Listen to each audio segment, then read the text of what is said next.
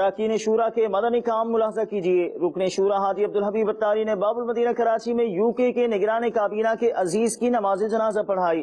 سنتوں کا میں چرچا کروں رات دن،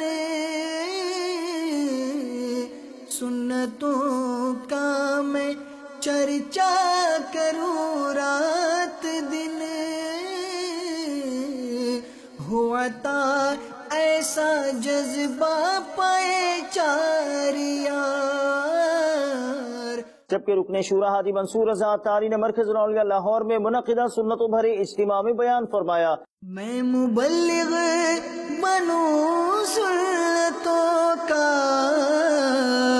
خوب چرچا کروں سنتوں کا، یا خدا درس دوں سنتوں کا، ہو کرم بحر خاک مدینہ، یا خدا درس دوں سنتوں کا، ہو کرم بحر خاک مدینہ۔